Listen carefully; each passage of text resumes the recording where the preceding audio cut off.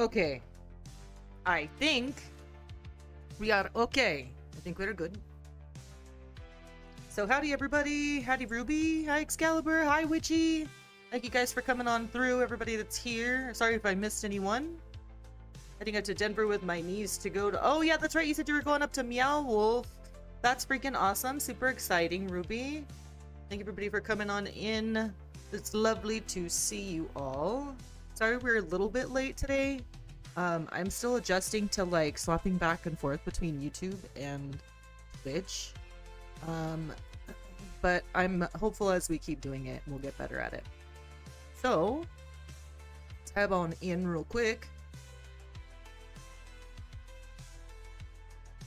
Boom. Alright. Also gonna try to turn this down really low. Hopefully we can still hear the music. But howdy everybody! Welcome to our Just Chatting streams, or our Nocturna React series that I think might actually just be moving to Thursdays at 12:30 p.m. Mountain Standard, between 12:30 and 1 p.m. Here it's very different type of content. It's not what you normally see me doing over on Twitch. I know a lot of the people who come over here are used to seeing me play a lot of Dead by Daylight, but this is kind of more a serious tone. Because I'm covering things that are more sensitive in nature, more specifically the Watts family case. If you were here for our last live stream, you kind of got an idea of what these are going to look like. These streams and videos are designed to give my commentary and thoughts on Nichol Kessinger and her involvement in the Watts case. Sorry, friends. Her involvement in the Watts case and a lot of the questionable things that she did at that time. These videos are made in the hope to someday bring attention to, well, obviously, I mean, people are bringing attention to it. That's also why we are reacting to it, because I think that she should be held accountable. If you hang out here in the channel, or if you watch any of these streams at all, you will absolutely understand right away that I think that Chris Watts is an absolute trash human. Nichol Kessinger as well. So please, if you empathize with them in any way, this is not the place for you. Sorry, bestie, there. I just went ahead and said it. But with that being said, we are going to be finishing the second video from behind Criminal Minds. We watched their video first in this series, but we're going to be continuing it again with Nichol Kessinger's Web of Lies, The Black Widow's Tale. I did link that video below, so if you guys want to go over and drop Behind Criminal Minds a sub, a follow, go check them out, watch their videos. A lot of good content. We'll be covering a lot of their content here as well, so you'll be very used to seeing them, hearing their name, I'm sure. Let's see. But the video is linked below. With that being said, I do just like to cover our disclaimers a little bit, or at least I'm trying to get into the habit of doing so. Please bear in mind, everybody, that these are reaction/commentary pieces. This is strictly my opinion on these videos that I am watching, and my opinions are not fact. I encourage you to go out and do your own research, you know, draw your own conclusions. Do not just believe what I say. Again, these are my opinions, right, besties? But with that being said, I'm going to turn off the music completely, and we can go ahead and get into it. Hey, thank you, Excalibur. I appreciate it. Thank you, thank you. I'm sorry if y'all can hear my doggy. You guys will probably hear Dookie and Molly here from time to time, because they do be hanging out in the office. But with that being said, oh, I should probably use this. So without further ado, let's get into it, right, guys? Oh, I muted the tab like a silly noodle. Community and law enforcement. Here we go. Broken in stunned disbelief. We should probably want to see the video, though, right? We don't want to watch it in 160p. That's probably a good thing. Put it in 1080. I don't want premium bitrate enhanced. Do we need it? Time, just a few miles away, the FBI was meeting with how's the audio sound, you guys? Kessinger, and from the moment their interview began, she appeared to conduct a concerted effort to mislead, misdirect, and outright lie at virtually every step of her involvement. In today's video, I will show you the additional evidence that I have 160 compiled using only law 160p, not enforcement's like this. discovery Okay. records to Alrighty, demonstrate sounds how good. Nichol Kessinger continued to deceive law enforcement throughout the remaining interviews. Yeah, I just want to pause this really quick. So that's kind of how this will work. I do have ADHD. So if I see or hear something that I want to kind of give a little bit of commentary on, I'm going to try to touch base on it in that moment. So I don't forget later. I'm going to try to keep my tangents a little bit shorter. Again, if you follow me over on Twitch, you know what I mean. But with that being said, that's kind of how I try to run these. All right, besties. They conducted. Additionally, I will discuss the shocking details that Nichol accidentally revealed in her final interview with CBI agent Kevin Kobach, as well as the perplexing issue of why her father was allowed by law enforcement to be present during her interviews. Don't lead. Hypothetically. Please. Yeah. Don't lead on. Hypothetically. If she, Okay.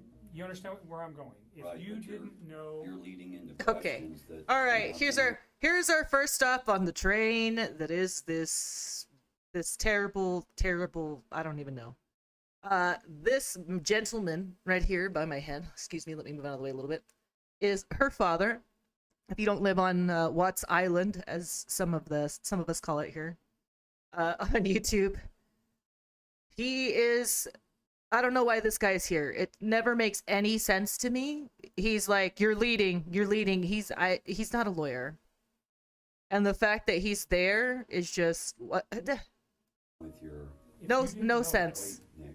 It makes no sense at all. Before this video is over, Why is her I will dad share there? with you what He's not her I legal believe counsel. can still be done to encourage law enforcement to reopen the investigation into Chris Watts' former mistress. Please. And on the 5-year anniversary of this horrific tragedy, I would like to show you the additional facts that I have found hiding in plain sight that tell a compelling and undeniable tale, and to demonstrate to you the overwhelming evidence that has left me certain that justice is still within reach.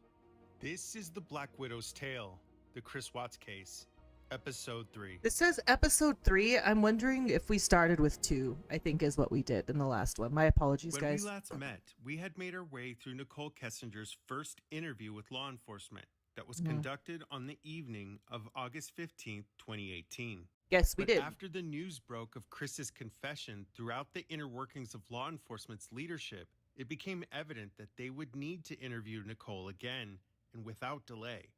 A short became time after evident. Chris's confession, law enforcement's command would assign Colorado Bureau of Investigation agent Kevin Kobach to the responsibility of communicating with and interviewing Nichol Kessinger. Agent Kobach would reach out to their now protected witness and set the first of several interviews that would commence on the afternoon of August 16, 2018. And from the very beginning of this interview, it was obvious to me that Nichol Kessinger's. Now, I just want to say that I have watched a lot of footage on this case. I've seen these interviews, at least some of them in some of the other videos that I've covered, some of the videos that we will cover again. And that guy is Kovat. I think he says Kovac. I'm sorry, my apologies. I can never pronounce his name properly. That's my bad. Just doesn't, the math isn't mathing. It just doesn't make sense. Primary objective was to protect herself while simultaneously dissuading law enforcement from obtaining the objective truth, no matter what the cost or what she had to do to accomplish it. Due to the nature and history of this case, I want to remind everyone of a few important but short disclaimers before we begin. Number 1, victim blaming will not be tolerated on this channel, period. No victim As or their it shouldn't. families deserves to be denigrated, Absolutely. maligned, or disparaged, regardless of the reason. Here we go. This is Thank a you. core value of this channel and is not something that I will debate now or ever. Number 2, the aim of this series is to provide each of you the evidence as shown by law enforcement's discovery records and the interviews they released to the public. And these are I the do reasons why not we wanted to start with platform this. Unfounded conspiracy theories on this channel. My opinions are my own and are only based upon the available evidence. You go out and do as your own always, research, draw your own after conclusions, providing my friends. own personal insights, I will always encourage everyone to arrive at your own conclusions. And 3, every case that I discuss involve real people with families who have been devastated by these crimes. Therefore, no form of harassment, negative commentary, or brigading of any person involved in this case will be tolerated on this channel. Justice, the truth, and advocacy for the victims is our That's what we're guiding here light, for, and it besties. always will be. And again, that's in the description. If you guys take any time to read that, the comments and anything that are left here are going to be reviewed regularly by me and my team of mods. So if anything is rude in nature, you know, deemed hateful, rude to the Roost Check family, just anything mean-spirited in nature, it'll be auto-deleted. So there's that. Immediately. Nichol Kessinger arrived for her second interview with agents Kevin Kobach and Tim Martinez on the afternoon of August the 16th, 2018, just 3 days after the tragic events of this horrific crime. Always watching, absolutely. The interview would be predominantly led by Agent Kobach and was conducted at the Thornton Police Department with Nicole's father, Dwayne Kessinger, attentively at her side.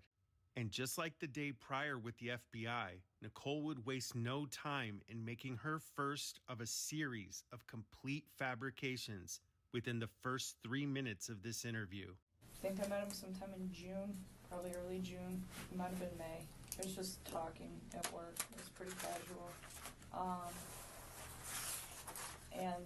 He didn't have a wedding ring on his finger. Of course he didn't. And every time I talked to him, he didn't tell me that he was in a relationship. He didn't even mention his kids right away either.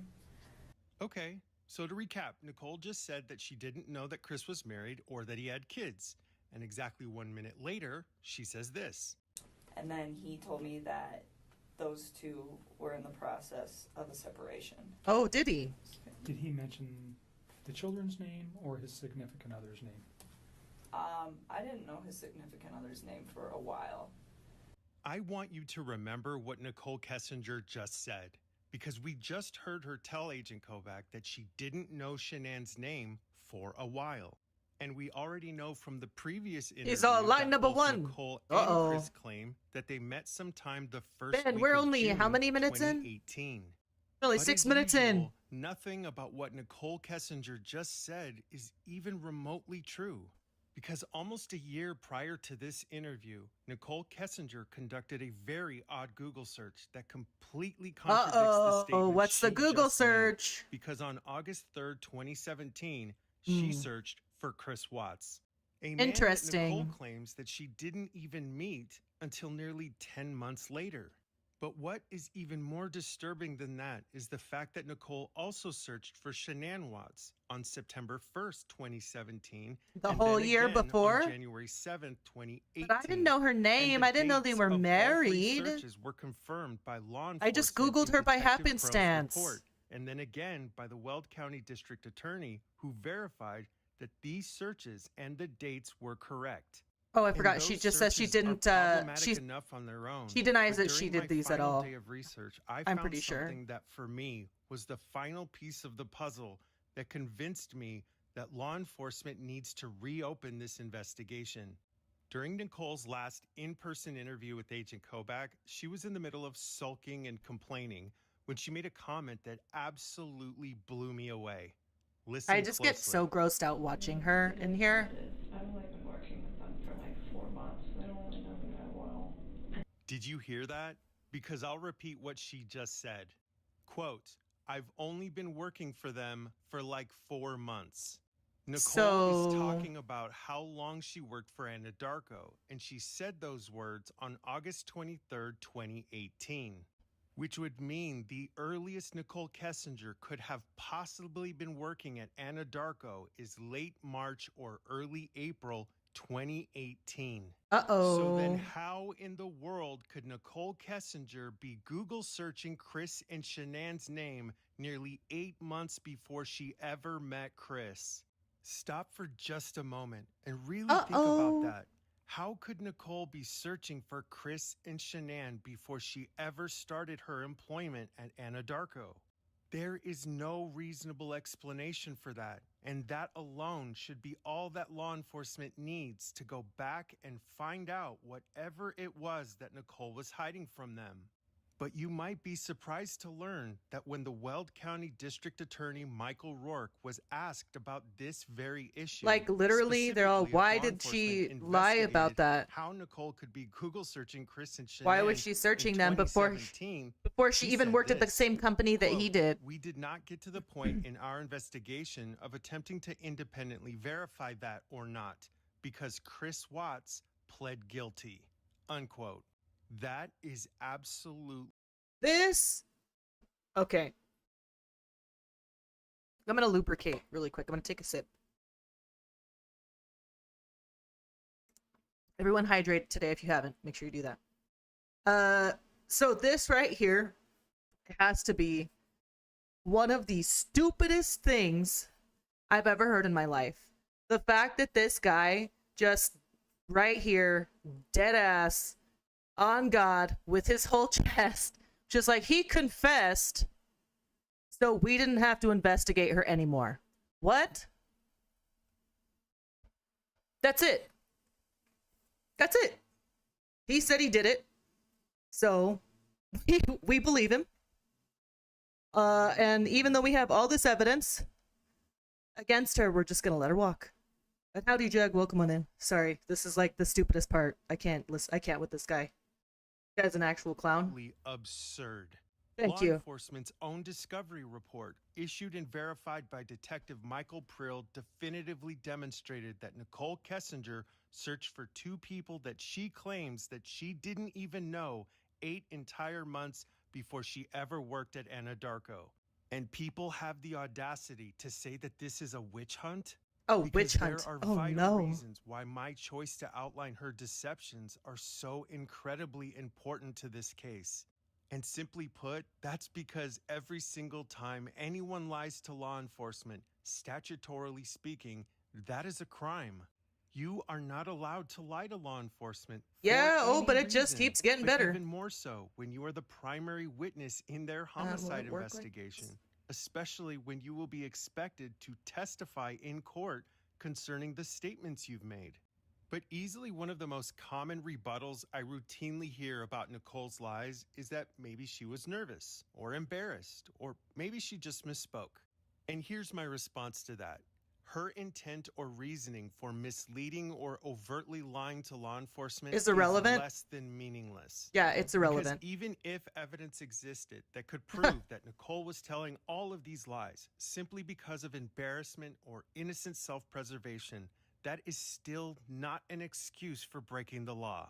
Let me ask Absolutely. you a question. I agree. When was the last time you were pulled over for speeding, going here we go. 50 miles over the speed limit in a school zone, and the officer just let you drive away because you told Never. them that you didn't intend to speed? Do you see how absurd that sounds now? Because the fact of the matter is, regardless of Nichol's intent, it does not give her the right to break the law by lying to law enforcement, while at the same time watching law enforcement completely disregard it and then expect the public to simply be okay Sorry, with that. officer. I But didn't you know what I've intend to noticed do and those find things. Can you please incredibly let me revealing go? about Nichol's deceptions? Her refusal to be honest on so many different occasions tells me that she was far more concerned with preventing law enforcement from finding out whatever it was that she was hiding than the possibility of facing charges for obstruction of justice, Warning? destruction Can of you let me evidence, off with a or warning, even please? lying to the police. You know, for But lying about... unfortunately for Nichol, Can you let me off with a warning for completely lying about the fact that I knew that both of these people existed almost an entire year before I started working at the company that I decided to have an affair with the man with that later killed his children? Can we look past that, you guys? Can we just let that off with a warning? Because he said he did it, so we're good, right? Right? this isn't even close to the only problem with what she said, because on August 30th, 2018, law enforcement spoke with Chris Watt's friend and coworker, Anthony Brown. This is Field just so Agent absurd Greg to me. Zettner would This guy's an interview Anthony absolute Brown to trash get a better human. understanding God. of his work Ugh. relationship with Sorry, Chris. friends. Throughout the conversation, Brown was able to remember with surprising detail and accuracy his prior conversations and interactions with Chris Watts. Brown explained that over the prior 6 months, they had become fairly close work friends, and Chris had shared a considerable amount of information about his personal life. He recalled specific details about Bella and Cece, their health complications, Shannan's work with Thrive, and even recalled a conversation that they had 2 months prior about Chris's clear disinterest in his wife's pregnancy. But it was at the end of their conversation that Zettner would learn of something that no one had expected to find. Anthony Brown recalled that Chris Watts was dating a girl named Nikki, who was their coworker at Anadarko, and Brown's revelation came before Nichol Kessinger's involvement in the case had ever been made public. Sorry, I just bumped Anthony my Brown microphone. told Agent Zettner about having There's also something to bear in mind that at the time of Shannan's unaliving, she was also pregnant with her third baby in this marriage, their first boy, their son, Nico. So I always like to make mention of that too. He's often left out, but I think it's important to also acknowledge that he was a victim as well. seen both Nichol and Chris standing extremely and unusually close to each other near the break room. But what was so shocking about his statement was the fact that he recalled seeing this intimate interaction between Chris Watts and Nichol Kessinger sometime in March of 2018. 3 entire months before Nichol claimed that she ever met or spoke with Chris Watts. And the problems with Nichol's statements only broaden when you consider the indisputable fact that when she conducted those Google searches for Shannan in September of 2017 and January of 2018, she would have found her very public Facebook account, which did not require an active Facebook account to view. And yeah, this is another thing. All of Shannan's life is there, was there to be seen on social media, so she had very easy access to see all of this stuff. And she could very easily see Chris in all of these pictures. Tell the truth was only going to get much She worse. knew. Did you guys spend most of the time at your place? Come on, girl. Always. Tell the truth. Okay, always at your place. I told Mark yesterday, he asked me if I went over there, and I told him about one time that I went over to that house. I've been to that house twice, but it was very, very brief, and it was not like an extended stay. I did not feel comfortable there, or like, I just didn't want to be there. Now, this is an issue that we covered in the last episode, specifically how Nichol told FBI agent Mark Lair that she had only ever been to Chris's house once. But then the following day, when Agent Kobach told her that they need her cell phone records, she now magically remembers that she went there twice. Oh, But what if yeah, I her told memory you all of that a sudden wasn't gets true real either? good when they need And her I cell can phone. prove She's it. like, oh, wait, what? During Nichols' fourth What? interview You with need law my enforcement, phone? What? She again speaks Ugh. to Agent Kobach telephonically on the 21st of August. The conversation was initiated by Nichol when she texted Agent Kobach to tell him that she had some new information that she wanted to relay. And towards the beginning of their conversation, Agent Kobach will again ask Nichol a very familiar question. Okay, and you... A those are- very if I familiar remember right, question. you only had been there 2 times, right? Yeah, like I didn't want to go back. After that second time that I was there, it was like, I don't want to be at this house. Like, if you want to hang out, come to my house. So the 14th was the last time I was there. Okay. Now, I think we can all agree that Nichol is very plainly telling Agent Kobach that she only ever went to Chris Watts' home twice. Yep, In that's what it fact, just sounds a like to few me, weeks right, later, chat? On September 4th, 2018, she will again tell law enforcement in her own handwritten account that she was only ever at his house twice. But as usual, Nichol Kessinger lies with such regularity and frequency that she is unable to remember where her lies begin and end. Because just 25 minutes after what we just heard her It's say, his casual she begins to roasting tell that also Agent is very- Kobach about her various public outings with Chris. Specifically, I love their the- trip it's on part of these July videos. Thank you. 21st to Vandermeer Speedway. And in the middle of their lighthearted and inappropriately Is it a playful bit low? discussion about this Turn it up heinous a little bit more. family annihilator, Nichol accidentally drops a bomb right into the lap of Agent Kobach. Howdy, Listen Ash. closely. You ate lunch there? Yeah, we did Okay. tacos.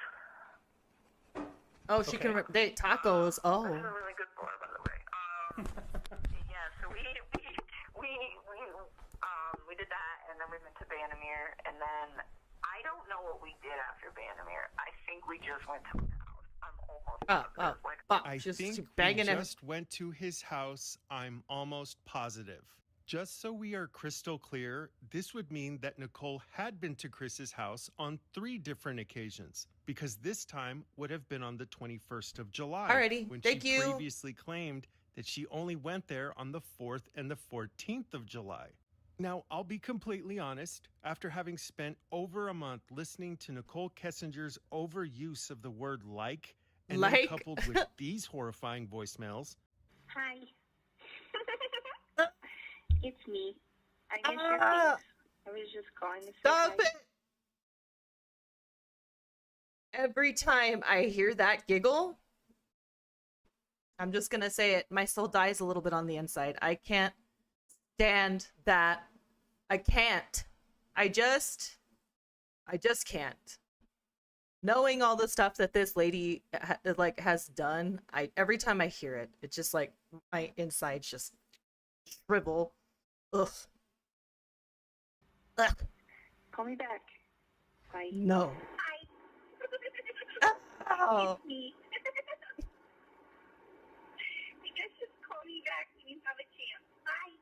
I'll admit it, I might be losing my mind, because maybe I'm crazy, but I'm almost positive that the 21st of July is not the 4th Ultra or the cringe. 14th of July. So then after hearing her stunning, clearly accidental confession, my next logical question was, well, what did Agent Kobach say to Nichol after she just admitted to having gone to Chris's house a 3rd time? I mean, certainly he would want to ask questions about this new and fundamental change to Yeah. her entire narrative, right? Right, that would make Well, sense. listen I agree. for yourself. I don't know what we did after Vandermeer. I think we just went to my house. I'm almost positive. Like, I don't think we did anything Okay. after that because it was pretty late. Okay. Mm-hmm. And then on the Crickets weekend begin chirping. of Not like this. July 28th. Nothing. He says nothing at all. Once again, Nichol Kessinger alters a core element of her prior statements, something she's already done previously with the FBI, and instead of even asking a follow-up question, he just lets her keep talking. And the most disturbing part of that recording is how It's clear it is dumb. that he wasn't even paying attention This to is so- any part of her contradictory statements. And we know this because the revelation that Nichol went to Chris's house The way this a guy 3rd just leans time in like, never haha, makes it pretty into his lady. report. You can't. But I'm in sorry. This first interview that The Agent way he's Kobach just- had with look at Nichol him. Kessinger, Look at him. we are about to watch the entirety of this interaction. Even the way he's leaning go from in. a simple interview to what is for me a complete mockery of the justice system. I've talked about this too in the last video It that just seemed like he had so much going on. sorry, short little tangent, that in the last video that she I feel like she's used to working in a certain like environment in male dominated industries, and she presents herself a certain way to, you know, appear alluring to these men, obviously. So she expects them to react in certain ways, and they do. Sadly, right? Like, I just look at these freaking interviews. And it was just beautiful that I was like, why don't you just try this out, you know, and see if you can fix it. And he'd always be like, well, what about us? What about us? I'm like, don't worry about us. Like, that is more important. Like, try to see if you can, like, salvage whatever it is that you have going on with your wife. That's not true, Nicole. You know that's I not always got true. the impression that he was a great father to his kids, like, always. Obviously, we know that's not true either. What? And he was like, I'm going to talk to her when I'm in North Carolina and see if I can get her to do this. To, like, try to, like, rekindle the flame. Okay, so try to salvage his relationship as you Yeah, can. okay. Yes. So and then this- if he When did he go decided- to North Carolina? I'm in the way right here. Sorry, let me move myself really quick. But this says, while she's telling Chris to go ahead and make it work with Shannan, she's over here on Google searching for wedding dresses and marrying your mistress. You know, you guys, I'm just gonna go ahead and say it. It definitely sounds like the internet hit search history of someone who is encouraging the person they're having an affair with to go back to their wife. Doesn't that what that sounds like? It sounds like it to me, right? Carolina. Nicole is Satire. explaining to Agent Kobach that at the end of July, she implored Chris to try and fix things with Shannan and rekindle the flame of their marriage. It seems obvious to me that what she was trying to do is establish herself as this Yeah. neutral third party Hi, who was Nyan. altruistically trying to Howdy, howdy. salvage Chris and Shanann's marriage. And by virtue of Nicole's self-sacrificial actions, it leaves the implication that she couldn't possibly have influenced or encouraged Chris to commit these Sorry, crimes. besties. And she furthers this claim by saying this. I was just like, why? Fix this. Find a way to fix this. Make it work, you know? And I was like trying to push him to do it, and he seemed pretty reluctant to do it. He didn't want to. And Sorry if that keeps I don't tabbing know, off. we were still seeing each other fairly frequently, but I kind of like backed away so Why we does it weren't keep- hanging out quite as much, and we were still close, but it was just like I really wanted him to try. Like I wanted to know that he tried and it So I didn't pulled work, this up so I can do and this. then And then I he think moved after on. this Not one we that, should be good on YouTube you know, mods. They both I don't want to get too carried away, but I think we have got 5. himself into a situation with somebody else, and I don't know. I just thought he had a beautiful life going on, Yeah. and he could have made it work. That was the way I looked at it from the outside. So Now, if this was my first time ever hearing Nicole make this statement and I knew nothing else about this case or Nicole, I'll be honest, this sounds kind of believable. On the Right? surface, it comes across like someone who realized that she was potentially breaking up a happy family and wanted to try and encourage Chris to do the right thing. But once Allegedly. again, Nichol Kessinger's words and the truth are two entirely different things. Because from the moment Chris left Colorado to join his family in North Carolina at the tail end of July, Nicole would begin an onslaught campaign of sending nude images to Chris repeatedly and on a virtual daily basis. In fact, she can Again, I'm just going to go ahead and point out this also, definitely looks like the behavior of someone who is encouraging the person that they're having an affair with to go back to their significant other.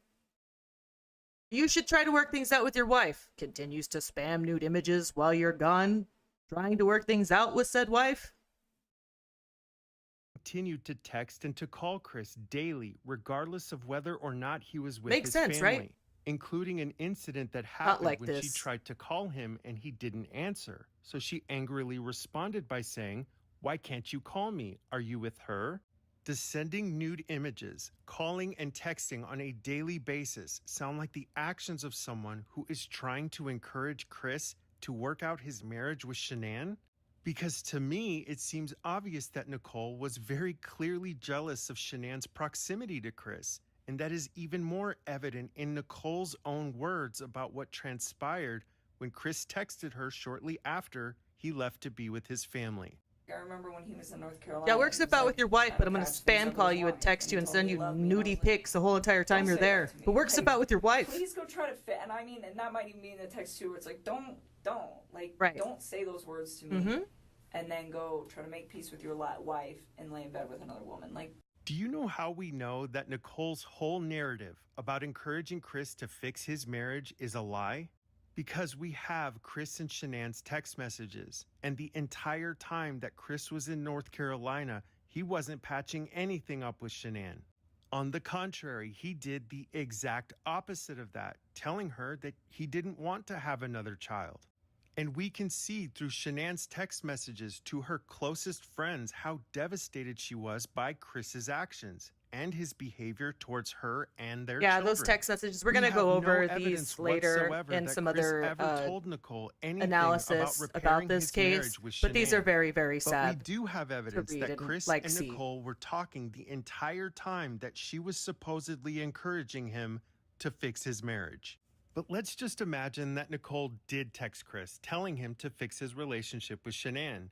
Then why is she sending him lewd images of herself multiple times a day, calling and texting him the entire time? I agree. Those two things cannot exist in the same space at the same time. 100%. It's called a contradiction. Uh-huh. Which only leaves the obvious conclusion that Nichol Kessinger is very clearly lying to law enforcement again.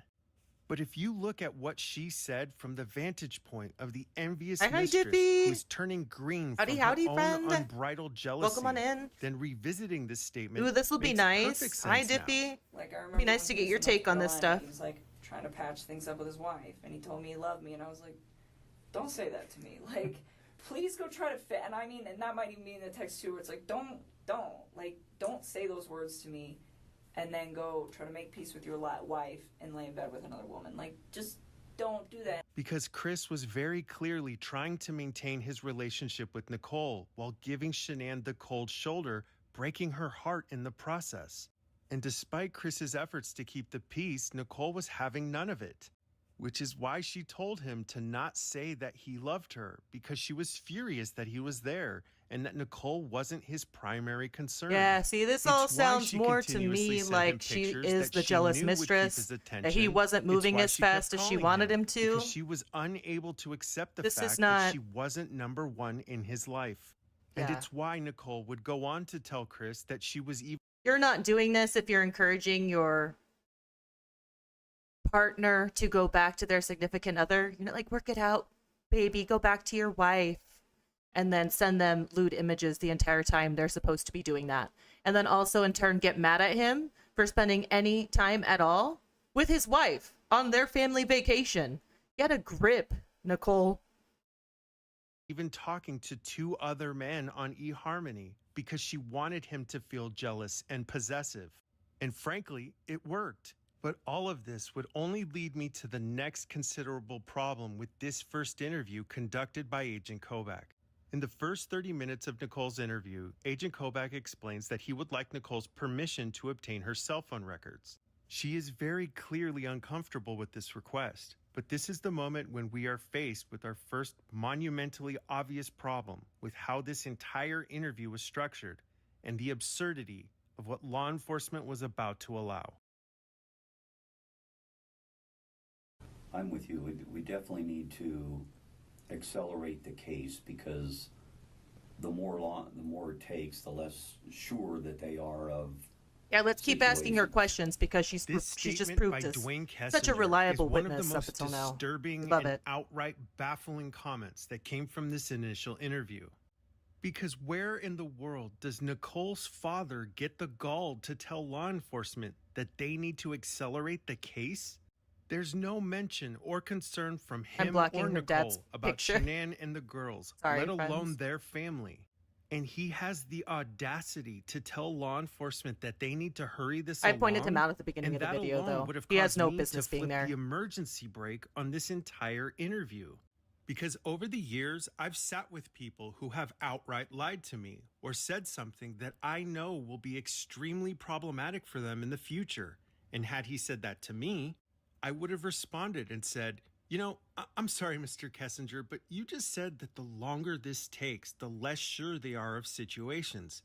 Less sure of what situations exactly? Yeah. Because to me, it sounds like you're concerned that your daughter's story isn't going to stand up to any measure of scrutiny if this case goes to trial, which is something that Nichol herself says here. I don't really know what to do. I feel like if I talk to them, they're either going to try to, like, find some holes in my story or try to get me to, like, be Chris's only ally. Sorry, and I don't adjust my seat. one of those.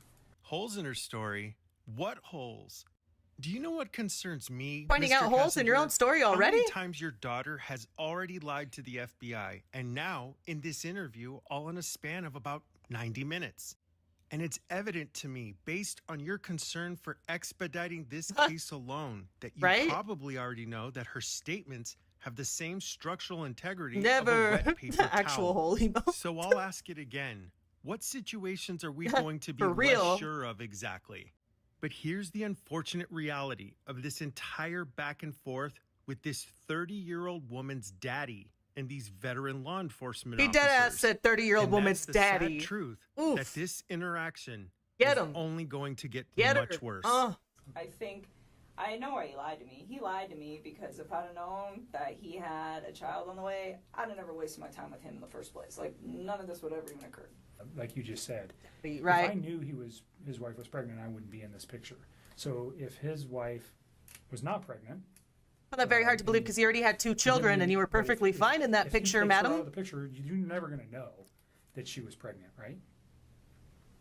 What do you mean takes her out of the picture? Like, if he murdered her, she's out of the picture. You're never going to know if she was pregnant.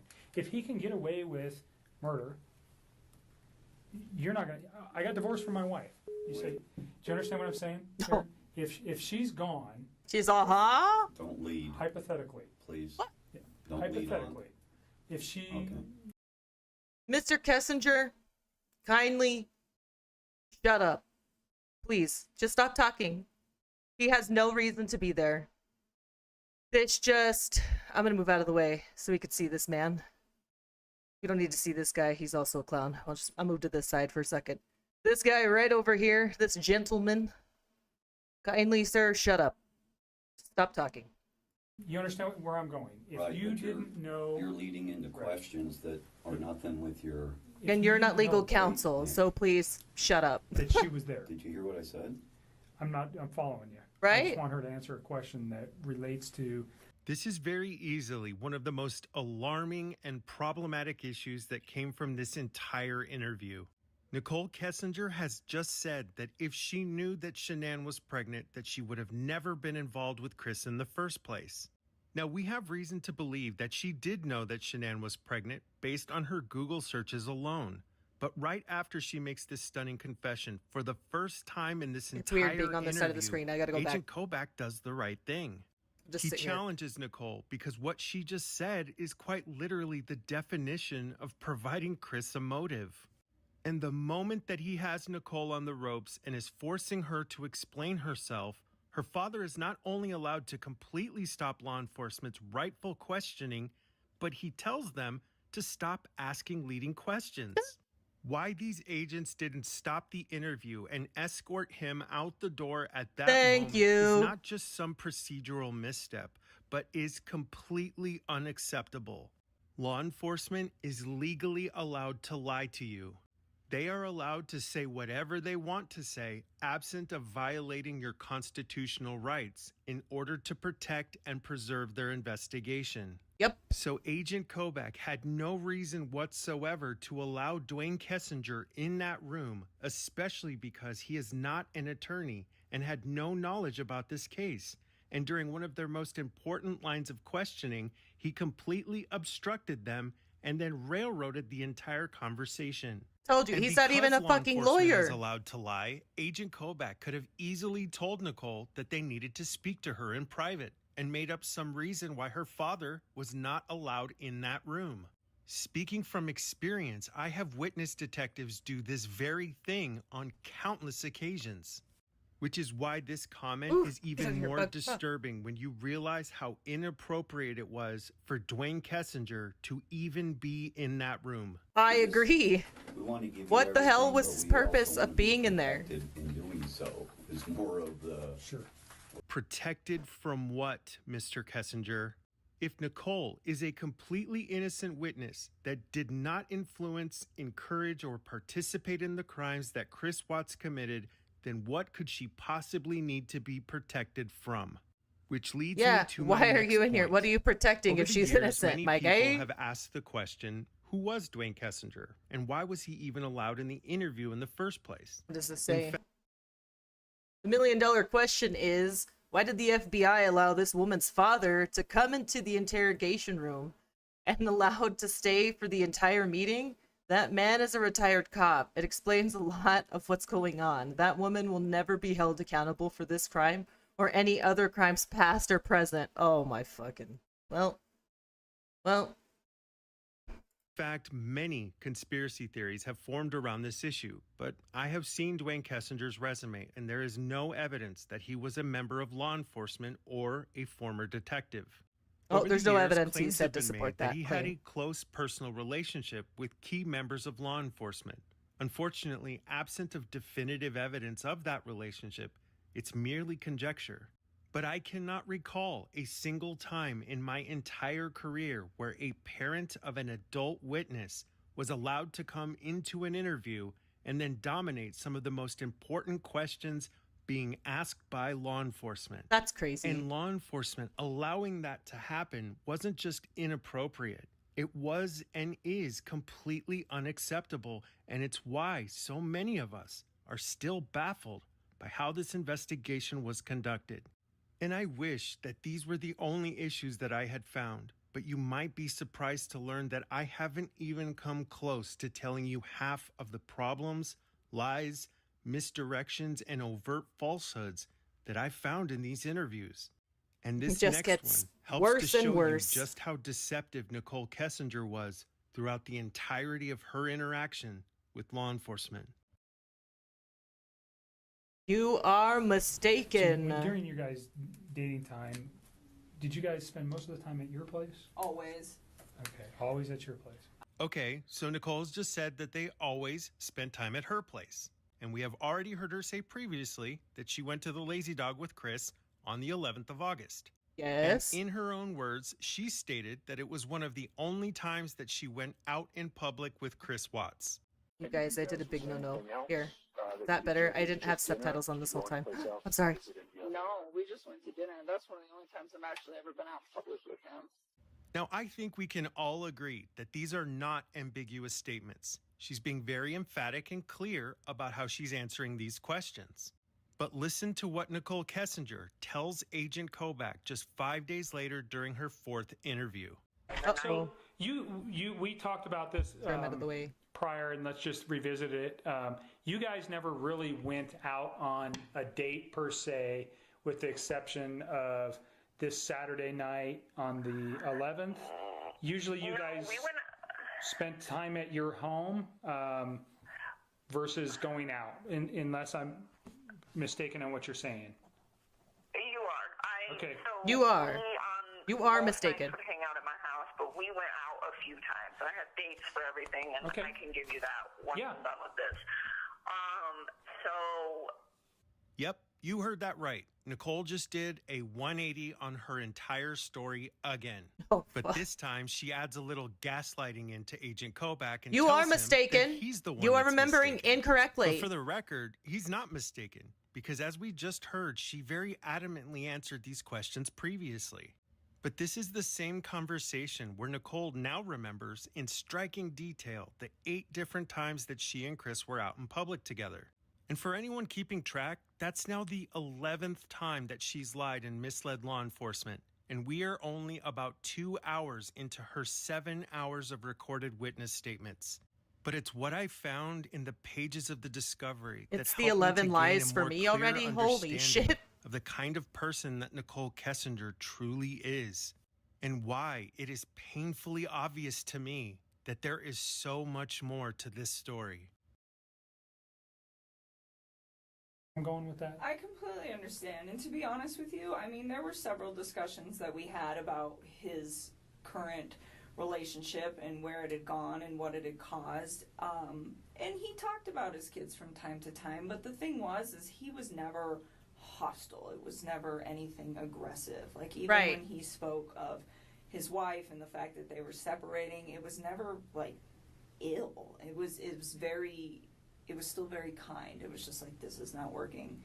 After spending over a month of studying Nicole's interviews, I'm to I've the learned point that now where I'm just anytime like, she every time begins a she says statement with, anything. to be honest with you, she's about to lie. Oh, As we just heard, it seems obvious that Nichol is trying to paint a positive image of Chris and Shannan's marriage. She's telling Agent Kobach that Chris never spoke poorly of Shannan, that he wasn't hostile or aggressive. And in the day prior, during her interview with the FBI, Nichol made an even more declarative statement to Agent Mark Lehrer. declarative. If she ever came up in conversation, he was very, civil about her. Like, he never had anything, negative or derogatory to say about her. He just told me, we're separating, this is why, and that was about it. He never had anything negative or derogatory to say about Shannan. Uh-huh. You are going to want to burn that statement into the back of your mind. Wonderful. Because I promise you that what you're about to hear is so antithetical to that statement that it might be hard to believe that Nichol Kessinger ever uttered those words at all. The Of course. The only financial thing he ever said is just like, Somehow I'm not she just surprised likes at to this spend point. money, like a lot of it. So that was just kind of the vibe that I got from that, and that it was a lifestyle that she liked to live, like very materialistic kind of lifestyle. Wanted to Like, it project was- a certain image. Yes, all the time. And he said that was why they got that. He never house said too. anything It's like she derogatory wants or everybody negative. to think that we live a certain way and that we can sustain all this stuff. And he's like, and we can't. And I told him, I said, when you're in those situations, why don't you I'm like, do you like voice your concern about this? And he told me, he's like, when I try to talk to her, he's like, she's really bossy and she usually shuts me out. And he's like, when she does that, Yep. he's like, I just let it go. And I was just like, all Yep, right. but he never had anything negative to say. Like, interfere with how those two interact. But I did ask about it because I'm just curious, because I would never put myself in a situation where someone was like, you know what, we're going to live in this house that costs like double what we can afford, and that's how it's going to be, because I want everybody to think we're fancy. Because I wouldn't do that. I mean, to me, like, I wouldn't put up with somebody doing that to me. You wouldn't put up with someone doing that to you? I was just going to say, you wouldn't put up with someone doing that to you, but you're fine just being the behind the strings, ruining somebody else's fucking life. Sorry, that's our first F-bomb of this entire stream. But the ultimate irony, we already know she knew who they were a whole year before she even started working for Anadarko or whatever the hell this place is. I never remember that place. You? That's interesting. Because do you know what I've noticed, Nicole? You've only been speaking with law enforcement. My apologies. For Someone's all gonna of about correct 2 me in the hours, comments. Sure. And already my the apologies. statement you just made sounds eerily close to what law enforcement calls a motive. Because if you have no problem whatsoever making such distasteful and heartless comments just 3 days after what happened to Shannan and her children, it doesn't seem like much of a stretch that you could have said the same exact thing to Chris. Because what you just said sure sounds to me like you were applying pressure to Chris to confront Shannan and to highlight the financial issues that were already boiling over in their marriage. Issues, by the way, that were none of your business. And do you know what else is extremely disconcerting to me, Nicole? When in this same interview, you said this. So another thing, so that was Tuesday, and that was it for Tuesday, but I forgot some stuff on Monday that I did need to bring up to you guys. So Monday, when now we remember. At one point, he mentioned to me. Yeah, we do. I can't even believe I have to say this. She left her wedding ring here, and I said something along the lines of, does that mean you two are done? And he was like... Oh, so hopeful, right, Nicole? Very hopeful. Because if she leaves, then he doesn't have to. He said, how much do you think it's worth? And I was like, remember hearing him say that and being like, what the fuck? And I remember thinking to myself, like, I don't even know how to respond to this. And so I was like, I don't know, pawn it, man. I have to hand it to you, Nicole. Your ability. So...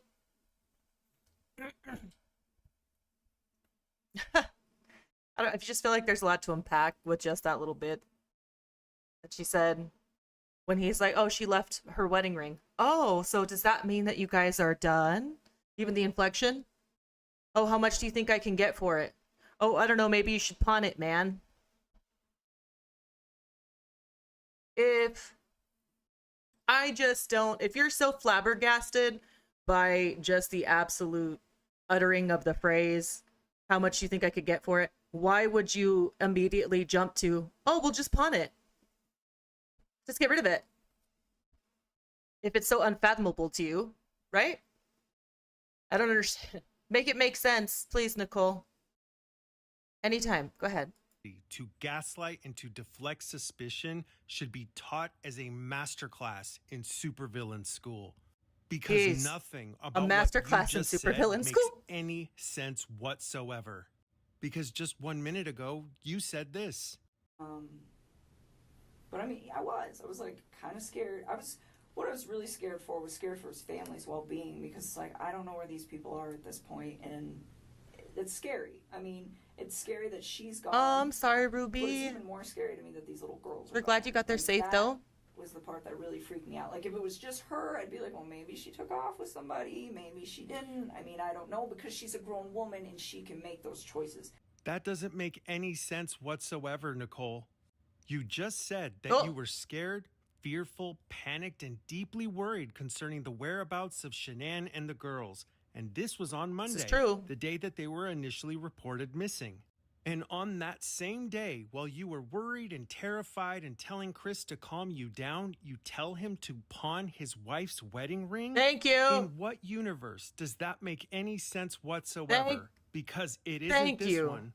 In the expanse of just this one interview, you claimed that you thought that Jesus. she would be home the next day, and then minutes later claimed that you were worried and panicked about her disappearance. So if you thought she was coming home and you were concerned about her disappearance, then why would you tell Chris to pawn the ring? Pretend I'm in kindergarten and you have to make it make sense to me. Go ahead, I'll wait.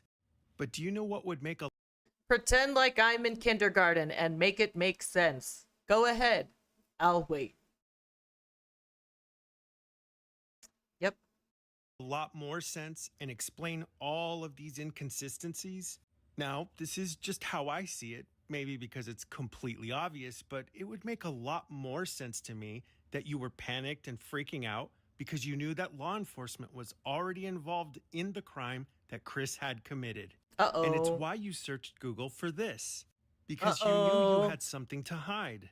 Because all of your panic and fear makes a lot more sense when you remember that all of this happened on the same day that you told Chris to text you proof of him being at Survey 319. You remember where his whole family was found? And your detailed nonsense explanation to Agent Kobach about the ring starts Detailed to make nonsense sense explanation. because you clearly realized how bad it was going to look that on the same day that his pregnant wife and children go missing, you were telling Chris to just pawn her ring.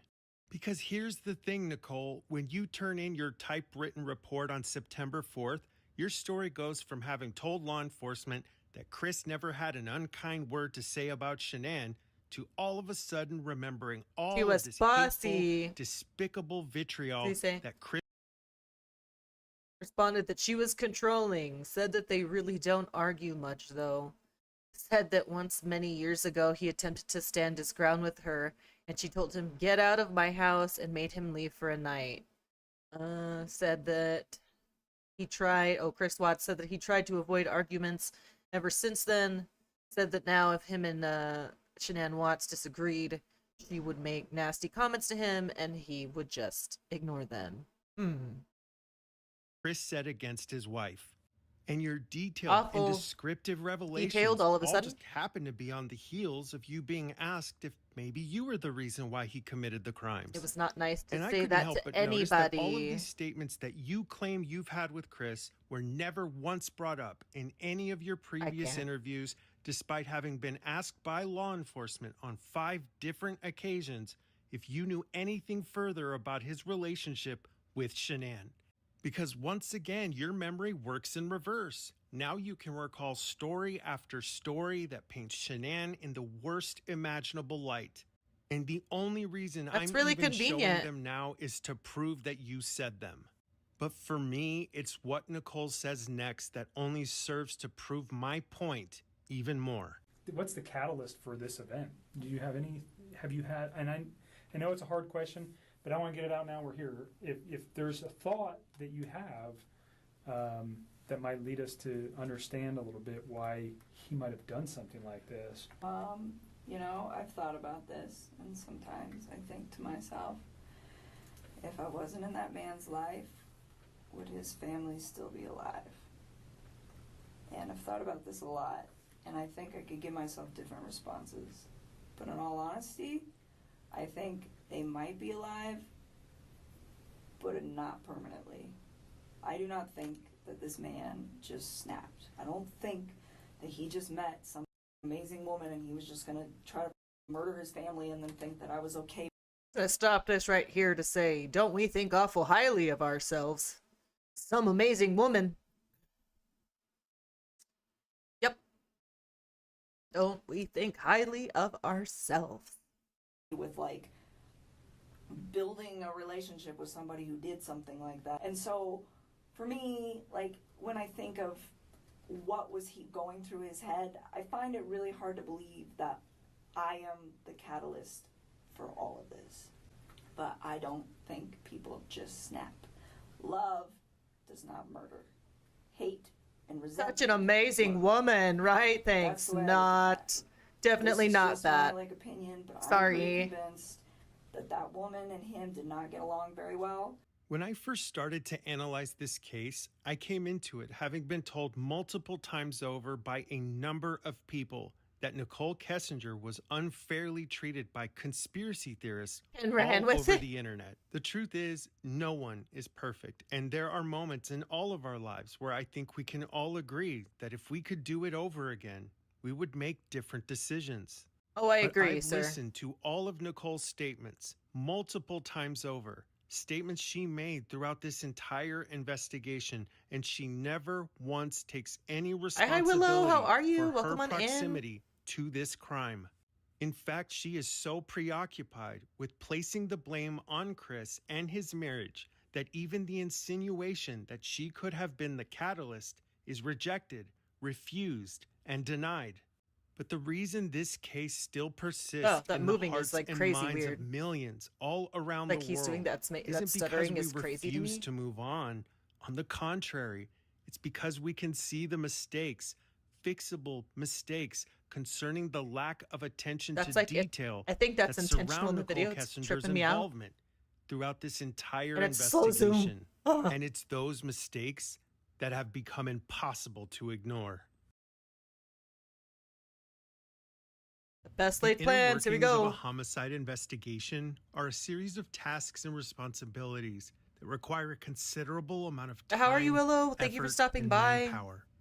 Over the years, I've had the pleasure of working with some of the finest men and women within law enforcement, and those interactions have taught me to respect and appreciate their service to our communities. And I will always value the efforts of law enforcement to solve the cases that are thrust upon them during one of the worst moments of someone's entire life. In prior video series, I have discussed Jodi Arias, Scott Peterson, and Chandler Halderson, and in my analysis of those cases, I have praised the efforts of law enforcement and district attorneys who are able to effect the right outcome in their dogged pursuit of justice. But the men and women of law enforcement are ultimately accountable to the people that they serve, to each of us, because ultimately it is our votes and our tax money that empowers them to do their jobs. And above all else, their job is to ensure that justice is served. However, law enforcement's pursuit of justice does not begin and end with maintaining a high conviction rate. And I know that I'm not alone when I say that justice is incomplete if someone involved in a crime has successfully evaded being held accountable for their actions. In a perfect And world, believe right? That I in the agree. matter of Nichol Kessinger, key members of law enforcement failed in their duty to thoroughly investigate Oh, the and I clear 100% signs agree with she that statement. misled and lied to them throughout the entirety of. Now, I agree with the majority of what he just stated. I respect them for kind of doing these, not kind of. They are going out and having to investigate these crimes and do these things at the worst part of these people's lives. And while there are instances where that is done very effectively and well, I think that this case specifically is not one of those instances. And that's a big issue or a big reason why I wanted to cover this first. I just cannot believe that she has done all this stuff and is just still out here. And it's just fine. It's just their okay. Investigation. And I want to show you exactly what I mean when I say that. I was recently contacted by a former homicide detective who is a subscriber of this channel. He reached out to me because he wanted to provide his insights concerning Nichol Kessinger, and due to his ongoing work in other areas of law enforcement, I have agreed to maintain his anonymity. In our conversation, he explained that one of the first steps that homicide detectives make during an investigation is to verify any and all claims made by key witnesses, especially their alibis. He went on to explain that a key witness on the caliber of Nichol Kessinger would have had her alibi confirmed with or without her permission or even her involvement, which is why this interaction between Nichol and Agent Kobach is so incredibly disturbing. Or getting home. Did you give Mark Jim's information? Uh-oh. No, I would really not like to involve him in this. He does not know about this. He was not. Yeah, Jim is a new character that some people don't know about. He is her close friend who can verify her whereabouts. He's like, it's really weird because there's like conversations between her and Jim where she'll like talk to Chris and then she'll immediately call Jim and stuff. So I don't know what the whole relationship is with Jim. Again, there's stuff out there. If we really want to go and deep dive into that, we can cover that in like another video. But that's who he is in a little bit more detail. Doesn't know any of this is occurring. Okay. Like I was So literally he knows certainly through the media. She says that, but there's proof something's that occurred. Yeah, he's He was out contacting of him. town. He's probably has Okay. no idea. He doesn't know Okay. who Chris is. Like he's not. I do not know. So he's just a friend of yours yes. um, He does that not was need to be coming to dragged your into this. apartment and doesn't know anything about Chris. Does he know anything about Chris? No. Okay. What I'm talking about is your movement Oh. by GPS or by cell phone tower to show where you were. Obviously, and I don't want to cause you concern, we want to know where you were that day too. Agent Kobach has just told Nichol that he needs to verify her whereabouts on August the 13th due to her proximity and intimate relationship with Chris Watts. We need to She check your explains phone, that madam. On that day, she got off work around 3 p.m. To and check went the straight ping. home and was then greeted by her close friend Jim. Logically, Agent Kobach tells her that he would like to verify her alibi with Jim directly. But despite Nicole's initial refusal, Agent Kobach again explains his need to verify her alibi, and Nicole's response is to simply implode. I'm a pretty boring person. Well, I it don't sounds go like too you many just went to places. work that day and then you came home and you were there at 3:45. Yeah, like on give or Monday. take like 5 Yeah, minutes. whatever. But yeah, so 3:45.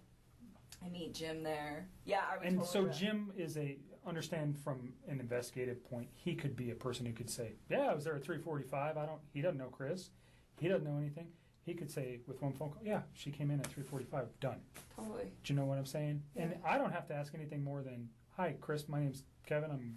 Why doesn't- or Jim? And I'm Just not leave saying you have to Jim give it to alone. you. Just leave Jim But alone. if- Jim if does at not need some to be wrapped point- up in this. One of the more important things I have learned from my interactions with law enforcement over the years is a phrase that I would routinely hear them say: trust but verify. I have learned that maintaining a positive and respectful interaction with a witness is important. Just leave Jim But alone. that importance is drastically overshadowed by the need for verifiable truth. That the need for justice outweighs the importance of potentially offending or upsetting a witness that has not been ruled out as a suspect in that crime. But in this interview, no matter how many times Agent Kobach initially appeared to make the right call, he would almost always follow it up He's just a with the wrong boy. one. And I don't want to cause you concern. We want to know where you were that day too. You're dating a man who did some egregious stuff, and we want to show that you were never near him that day. Period. Agent Kobach has just met Yeah, Nichol she's also not Kessinger just for being the like, okay, first sure, time. here, It go ahead has and verify only that, been guys. 3 days since this crime. And at this moment in time, he has no evidence that can definitively I'd be doing rule everything out Nicole's I could involvement. fucking do And to if clear he my had read name. the FBI's report I from wouldn't the day want before, then he would already have been aware of the fact To that even be Nichol has implicated already in lied to something him as more than tragic and half sad a as dozen this. times But within the obviously, first I mean, she 90 doesn't care. minutes She's of a this mistress, interview. right? Why would he Deflect, want deny, to show deflect, that deny, Nichol she said, wasn't deflect, near deny. Chris if he had no evidence that could prove that she wasn't involved? Because now he has specifically told her exactly what he wants, and she categorically refuses to give it to him. But what I simply cannot understand is why he relents. Because once again, we have no evidence that law enforcement ever contacted or spoke with Nicole's elusive friend, Jim. But as I went through law enforcement's discovery, I began to notice a pattern that gave way to the possible legal ramifications of Nichol Kessinger's behavior Like what you do now. during these interviews. And at the very least, these legal issues are important to understand because of the impact they can still have present day. Path One forward. of the primary arguments that I repeatedly hear regarding Nichol Kessinger is that none of the information that we have discussed is indisputable evidence of her involvement in this crime. But what's Okay. so amusing to me about that claim is how effective it is at proving my point. Because if there was this much compelling evidence that Nichol Kessinger lied to law enforcement, then they had no excuse. Like, in thank you for failing to making my fully argument for investigate me. her possible involvement. The lack of evidence is not I proof of agree. innocence, But in this case, it is proof of incompetence. Because the Ouch. claim that she was cleared by law enforcement is completely contradicted by law enforcement's own records. Records that, as you can plainly see, say that they are missing vital information just 7 days before their investigation was closed. And to this very Seems pretty day, important we to see me. no evidence that law enforcement received or requested any new information during that period of time. Over the Well- years, many people have focused on trying to obtain clear and undeniable proof that demonstrates Nicole's participation in Chris's crimes. From Need some grainy ointment for video that from the burn. neighbor's Gee. security footage to Chris's truck GPS and weight sensors, there is a litany of rabbit holes that have preoccupied many still living on Watts Island. Unfortunately, law enforcement has completely and totally ignored all of it. But absent of a literal smoking gun, I have focused my attention onto something that I believe is more tangible and far easier to achieve. Something that most people, including law enforcement, have completely overlooked. And The legal definition of obstruction of justice is when a person intentionally obstructs, impairs, or hinders the performance of a governmental function by a public servant. Obstruction of justice also includes interference in an investigation, falsifying, hiding, or destroying evidence, and lying while participating in that investigation. Lying to law enforcement Sorry, something was in my during throat. Sorry. questioning or giving a false statement. So as we can plainly see, destroying evidence, obstructing or hampering an investigation while giving false statements according to Colorado law is a crime. So with Yep. that in mind, let's revisit this moment in the Chris Watts investigation. She originally came forward and spoke to investigators on her own volition. Prior to the time, unfortunately, that she came in sorry. and spoke with investigators, she had deleted all of I the can't with these information guys. off of her phone that had any connection between her and Chris Watts. That hampered the investigation. I'm sorry, I'm going to roll that back just a second so we can read that The together. law is a crime. So with that in mind, let's He's revisit like, let's go this ahead and moment let's go in the here. Chris Watts Right back to the very investigation. beginning of the video. She originally came forward and This is what spoke she to said. investigators on her own She volition. said, what? Prior to Tell the time, us. unfortunately, that she came in and spoke with investigators, Uh-oh. she had deleted all of the information. She had deleted all of the information off of her phone that had any connection between her and Chris Watts. I feel like we have to put like the little Jeopardy sound and be like, chat, based off the information that we just saw, her deleting that information would make her what qualify for obstruction of justice under one of those last three things we just saw. Off of her phone that had any connection between her and Chris Watts. Uh. That hampered the investigation. That hampered our ability to get that electronic digital connection. Oh, it hampered our ability to get that electronic digital connection between the two. Between the two. She was interviewed on multiple occasions. I believe that for the most part she was forthcoming in the course of those investigations.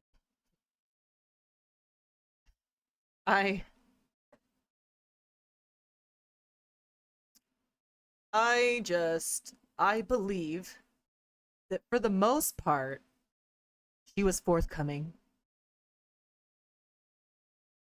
Most part. For the most part, she was forthcoming. Most part.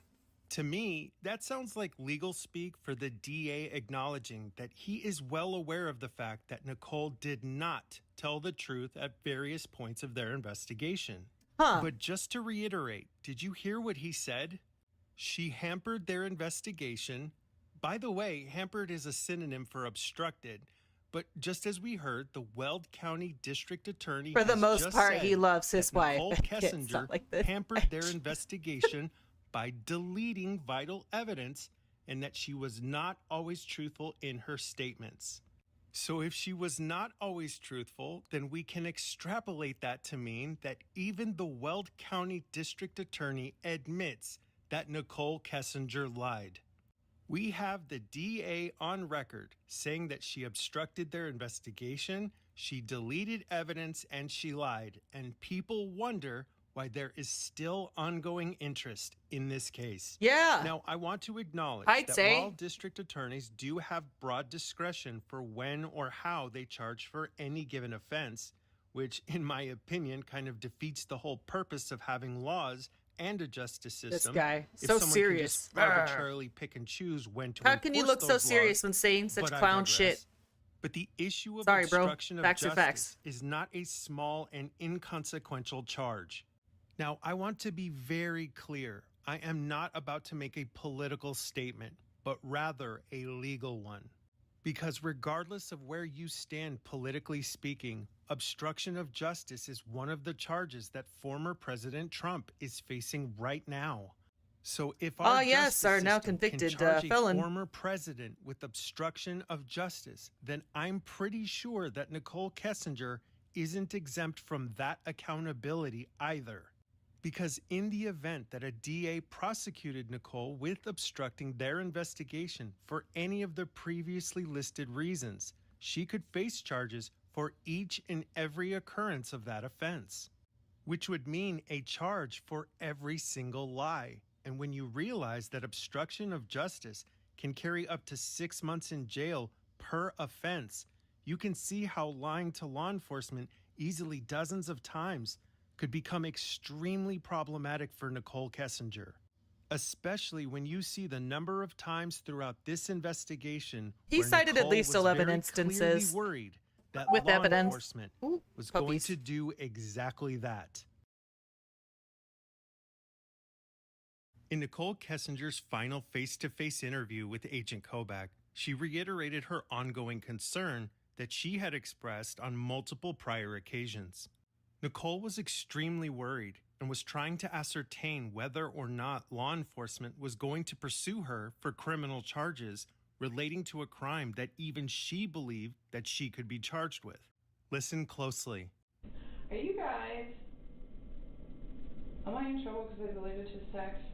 You're not in trouble. I didn't know what was going on at that point. So, I know... Sorry, friends, I had to mute for just a Does that second. cause question? Of course it does. There is, but is it criminal? No. From the very first interview that Agent Kobach ever No. had with Nichol Kessinger, He said no. made excuses for her. He has hand-fed He does her give the her fucking responses outs that law every time. enforcement Sorry, needed second to F-bomb. hear Oh, in let's go order back and to put a rubber rule duck her there. out Wah. of their investigation. And even when she admitted to deleting everything off of her phone and telling Chris to do the same, he never once called her out on any of her lies or the obvious signs that she was hiding something from law enforcement. And as we have just learned, deletion of evidence can be a chargeable offense in any criminal investigation. So how CBI Agent Kobach, who is not a district attorney, is able to say with his whole chest that Nichol's actions are not criminal is both baffling and completely inappropriate in my view. Because when I listened to Nichol's statements in every interview from beginning to end, what I observed was not someone trying to assist police with their investigation by providing important information to aid the victims in their pursuit of justice, but We're something almost through else this entirely. video. But I have to step away for just a second. My apologies. Give me just a moment and I will be right back.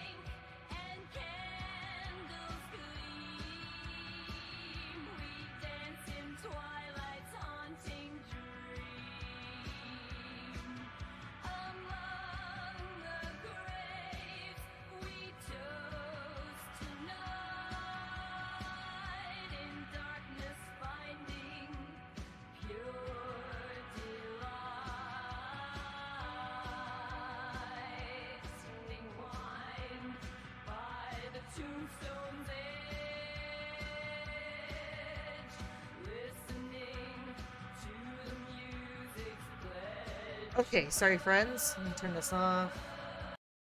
Okay, so puppies are gonna have to go outside really quick, but someone else is gonna take them out for me. Let me get back into this really quick. Let me just readjust my tracking. We should be good to go. 3, 2, 1. Clearly. So that may be something that we could use help on. You guys can keep my name out of the newspapers for a little while. It'd be nice. It's important to remember that at this moment in time, just 2 days after this crime took place, using Nicole's version of events, she is well aware that Shannan and the girls are missing. But 33 minutes into her first interview, she's more concerned about keeping her name out of the papers than she is the literal victims of this case. And Nicole, Well, of course, always she has doesn't want a everyone way to know of how telling miserable she everyone is. exactly what The terrible she's really worried trash about human just she through is, the questions right? that she asks. During her third interview, she said, "Is this going to be one of those things where if it goes to trial, they'll like hold me accountable for every single little itty bitty word?" Held accountable? That's a really strange way of describing giving witness testimony, Nicole. Held accountable for Here? what exactly? Because to me, it sounds like you're worried that a good defense lawyer is going to do exactly what I've been doing. Sorry, unknown and pick caller. apart your entire narrative. Because the whole thing is Swiss cheese, Nicole. It's full of holes. But easily one of the most damning pieces of information that I came across while reviewing the discovery evidence was found at the very end of Detective Prill's report.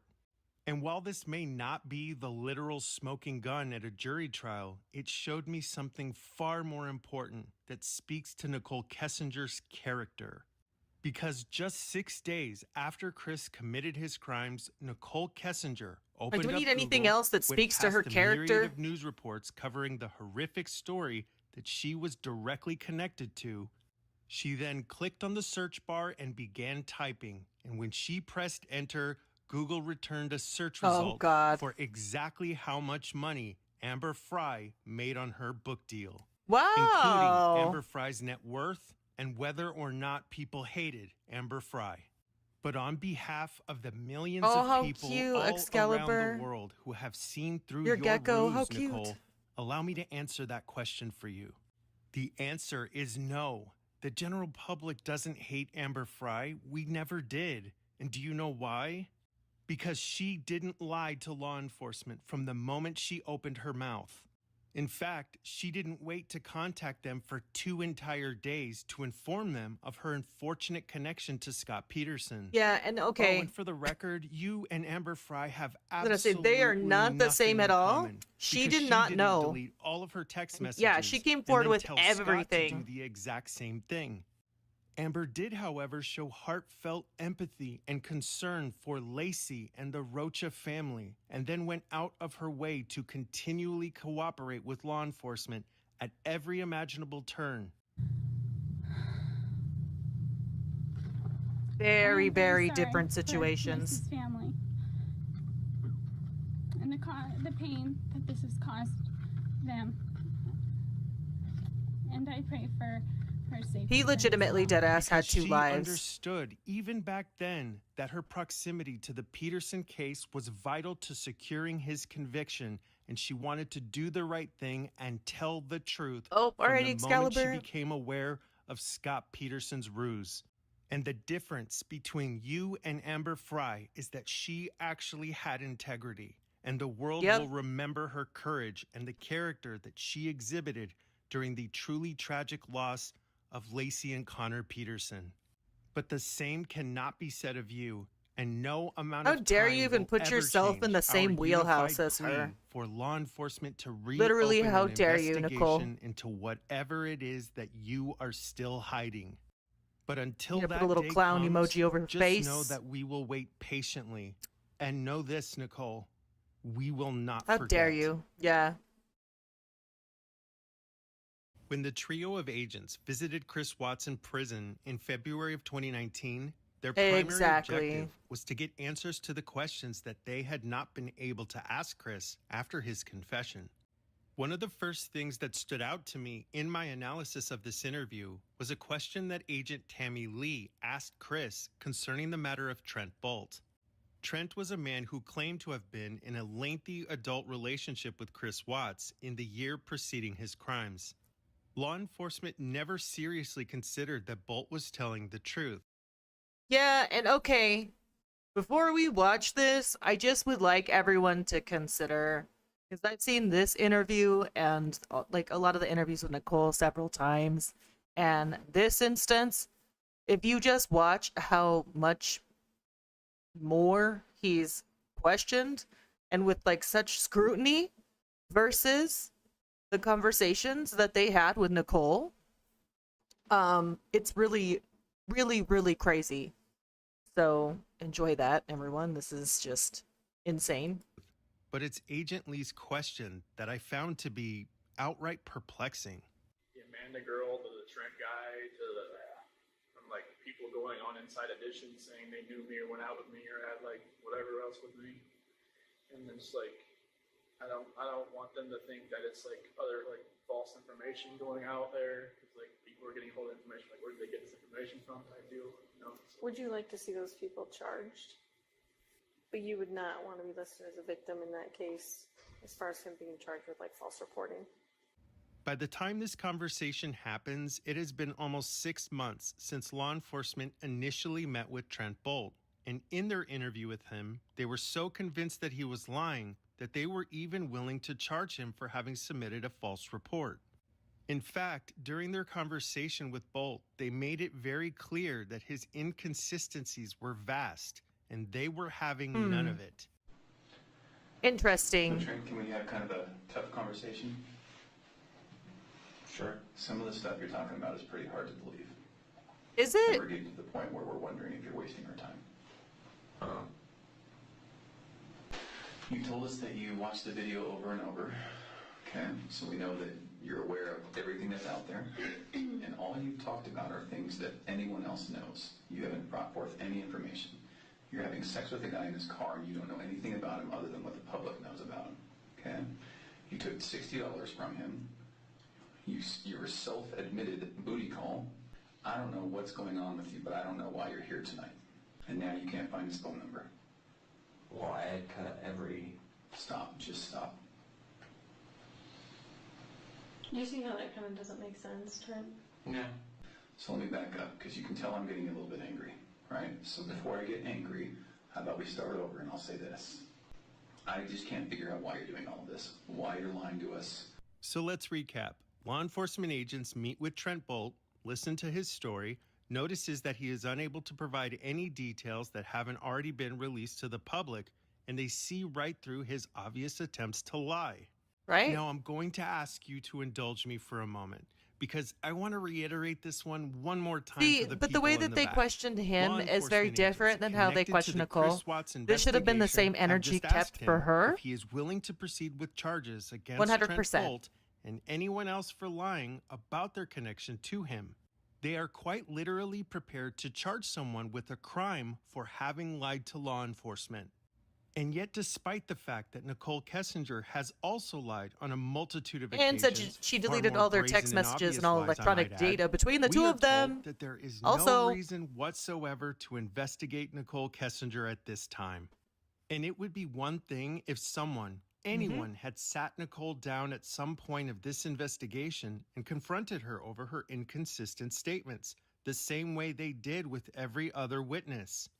And if there was any evidence that someone in law enforcement had thoroughly vetted Nichol, then maybe people wouldn't still be talking about her 5 years later. But according to law enforcement's own discovery records, that never happened. But I do have an important question. If law enforcement was already certain that Nichol Kessinger wasn't involved in any way and they have supposedly cleared her, then why did they ask Chris this question 3 entire months after this case was already closed? There are quite a few people who would tell us and who do tell us. And who do you need to tell listen us, to tell Nikki us Moore what? and Nikki Kessinger. All the way from the extreme end of things being Nikki's the one who ordered the hit. She was there. I'm in the basement. She was there. Yeah. You know, so the extreme is she's the one who told Chris to do it. She's the real problem. All the way, that's the extreme side, and then all the way to, well, there were these texts where she was infatuated, she was in love, she was saying how good Chris was in the sack, and maybe we should look at her more. In the years following this interview, Chris Watts would communicate with Sherilyn Cadle in connection to her book, Letters from Christopher. In the book, Chris explains how upset he was over this unannounced and surprise interaction with law enforcement. To be clear, I have nothing good to say in defense of Chris Watts. Me but either. I am Absolute baffled trash how human this again. entire investigation was conducted. He is already in prison, and these are the people who facilitated putting him there. They don't bother to tell him that they're coming, and Chris even says that he felt ambushed by them, which will only eliminate the possibility of him ever wanting to speak with them again. And then they proceed to ask him questions that they should have asked him on the 15th of August the year prior, when he was still sitting in this seat just after having failed the lie detector test. You know, questions Saying these like questions this. should have been asked earlier. Did she know that Shannan was pregnant with a boy? No. Did she know Shannan was pregnant? No. And why is that? You just didn't tell her? I didn't tell her. Like, because we had met. But Shannan put that on Facebook. Like, how did she not see that? I don't know. Exactly. Throughout this entire interview, How did she there not are see clear that? signs of Chris Watts repeating the same lies that Nicole told law enforcement months prior. But I do want to say this. Agent Tammy Lee was asking Chris the right Look, all the questions. puppies are back In inside. fact, she should have been the person assigned to Nichol Kessinger from day one. Agent Lee should have been responsible for asking all of the questions that Agent Kobach dropped the ball on. And I don't blame Agent Tammy Lee or Agent Graham Coder or Detective Baumhover. They were the only people attempting to get to the truth. I do, however, blame their superiors and Agent Kobach for the clear failures that happened at so many critical moments of this investigation. But there was something that I found incredibly odd about law enforcement's surprise visit with Chris Watts that February. At first, I couldn't put my finger on it, but then I realized what it was. There was someone missing from this interview, and I had to find out why. On September 4th, what actions of 2018, Agent Kobach? Nicole Kessinger arrived at the I always Frederick say his Police name wrong again, my Department, where she apologies. met with Detective Baumhover and Agent Kobach. In the discovery, there is a note of this interaction that on its face seems fairly innocuous. Kobach. But after years of reading discovery provided by law enforcement throughout my career, I have learned how to interpret their notations and what specifically to look for in piecing together their narrative. Because I couldn't help but notice this statement by Agent Kobach. Quote, "From August 16, 2018, my communication with Kessinger, with the exception of recorded interviews, was completed by text message." Unquote. The reason this note stood out to me is because these are the text messages that he was This referring guy is to also in his clown in my notation opinion. Sorry, between him guys. and Nicole. There, I said it. Their conversation in these messages is very odd to me because throughout every single page of nearly 2,000 pages of discovery, you'll notice that every single time a member of law enforcement communicates with anyone from this investigation, whether it's a witness, suspect, neighbor, or even an internet troll who wants their 15 minutes, that member of law enforcement will write a supplemental report of that interaction on that same day or soon thereafter. But the very first time that Agent Kobach ever mentions that he's been texting Nicole for several weeks is on the same day that he is removed from the responsibility of communicating with her. And when you see messages like this, it demonstrates. Let me just say, they just said, let me repeat that. They were communicating for several weeks via text message. And once they became aware of those conversations, he was removed from being able to communicate with her.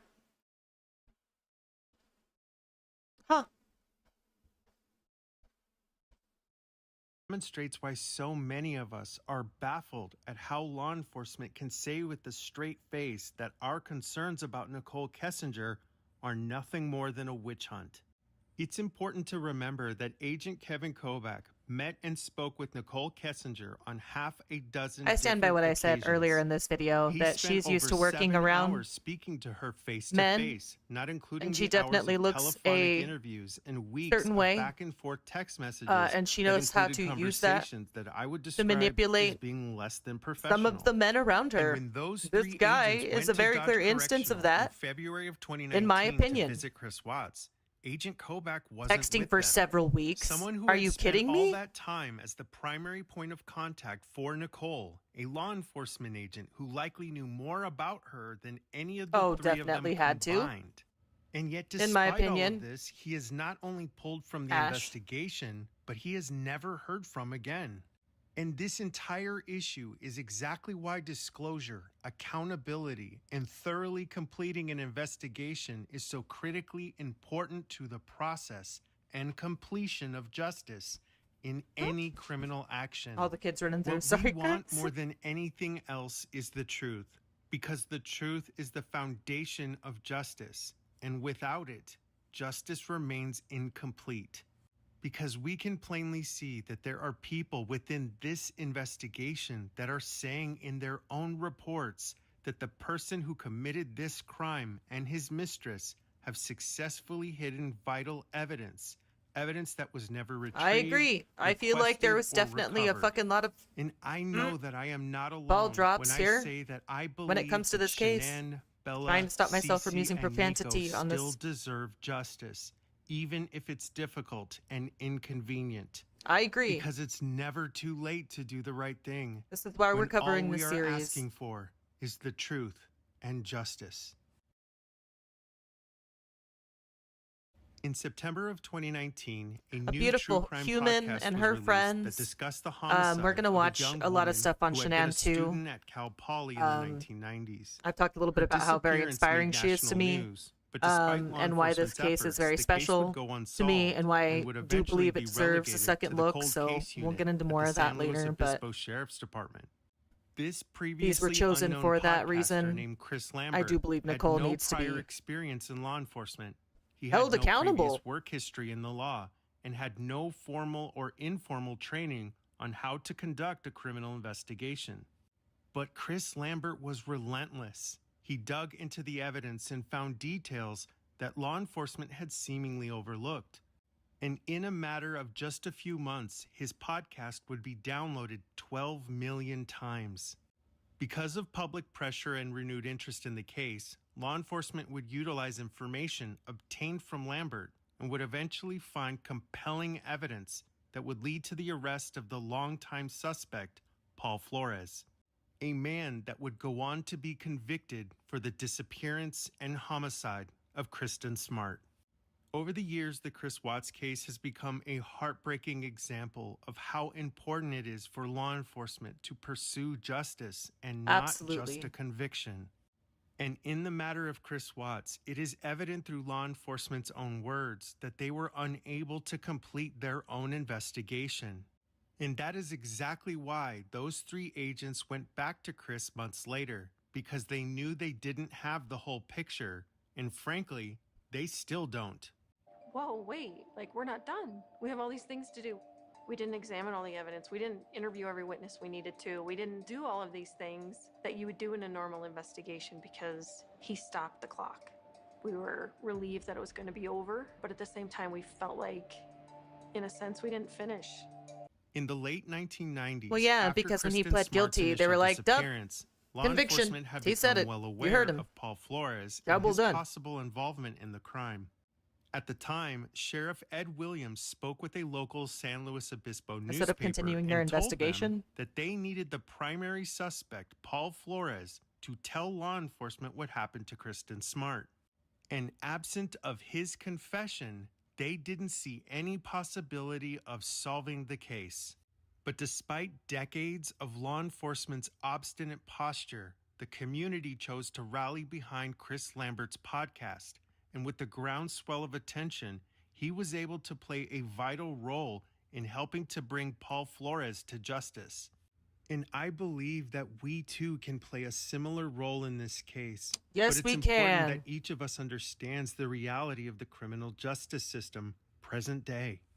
After spending thousands of hours researching cases from all across the United States, some of the most impactful that I have studied are those where people have been wrongfully convicted. It has taught me the high price of justice that is paid in the years these and videos decades suck. that are stolen from people when that justice is rushed, when it I know they're isn't old, thorough, but- and when it doesn't allow for the full truth to come to light. And I know that I am not alone when I say that the reason this case has affected so many people like me is because Shannan, Bella, Oh, Cece, there and they Nico are. did not deserve this. And all we want is the truth. We want transparency, accountability. We want justice. Sorry, I meant the quality on those other And videos. I didn't mean the nothing videos about themselves. those My apologies, values guys. is a witch hunt. After decades of working with clients, it permanently ingrained in me the critical importance of empathy. I low-key freaked out Working that you with guys people were who have watching it endured 160p painful again. experiences taught me to be a more compassionate person who understands that life is so much more than the end result. Or simply handing a client a settlement check, or even convincing them that a conviction is where justice begins and ends. But empathy isn't real until it's cost you something. And sometimes the price will be inconvenient, but advocating for the truth, for the victims, this is the way. Because it's the bylines and what's written between the ledgers that makes up the essence of justice. It's what was lost that truly matters, not maintaining a high conviction rate. It's not being able to make new memories with them anymore. It's Shannan playing with Cece and Bella while she gets Oh. them ready for school. It's the words They're of a such mother beautiful and a little wife girls. who was doing everything in her power to save her marriage. It was their future. It was the graduations, the memories, and all that could have been. And it's the memories that will live on despite all of the pain that came with it. And that's why this case matters so much to me and to so many others of you, because we cannot forget what was stolen. It may not have been our sister, our daughter, or our friend, but that is what empathy truly is, when you can feel the suffering of someone else and care enough to want to do whatever you can to make it right. And I believe that's why people like Chris Lambert chose to fight for the truth, to go against what he was told was possible, and to use his talents to help point law enforcement in the right direction. I can't guarantee that the same day of reckoning will come soon, but I can guarantee that so many of us will not give up, because the truth, it still matters. And I Absolutely. truly believe that justice is still within reach. No matter how hard life gets, no matter how low you feel, know that deep down in your heart, there's a purpose, a reason for everything. We may not understand it at the time, but eventually it will all make sense.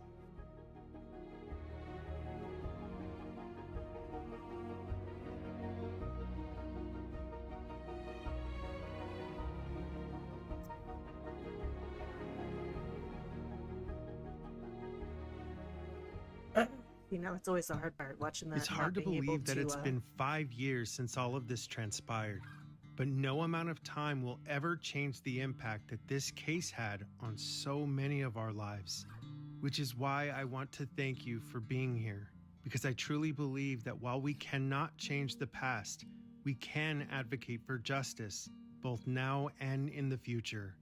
So thank you in advance for helping continue to support my effort to raise awareness about these issues, because this is not a witch hunt. It's advocacy for the truth. One of the most effective tools that we have right now is showing people what actually happened throughout the discovery records. So just by watching this whole video to the end and then sharing, liking, commenting, and subscribing, those things go such a long way to help push this content out to even more people. People who will then have the opportunity to learn about these issues for themselves. So thank you all in advance for your support of this channel. Over the last 6 weeks, I have spent several hundred hours poring over this case, realizing after I had finished writing this episode that, like most cases that I've covered on this channel, I would not be able to fit everything into. And again, all this stuff is linked in the description below. This channel, Behind Criminal Minds, this video, other videos that are about Nichol Kessinger. We will go in and watch some about Shannan Watts, like I said. I chose to start with these because this is why I chose to do this series first. Again, like I said, this case is very special to me. I watch a lot of stuff about Shannan Watts and the people who loved her and what happened to her and her children and her son. Like, if this is all we can do, then we should. So, like, make sure to go over to their channel, like, subscribe, do all the stuff over there. And thank you everybody for hanging out here. We're going to let the rest of this play out. To only 2 episodes, which is why I will be making a final video in this series, which will get posted in the next few weeks. And I assure you, the final video in this trilogy will be worth the wait. In fact, if you watch this video all the way to the end, I am leaving a teaser for the final episode. Oh, here we go. We're going to get the I want teaser. to take a moment to thank our Patreon and YouTube supporters who Thank are you, the Patreon. literal backbone of this channel.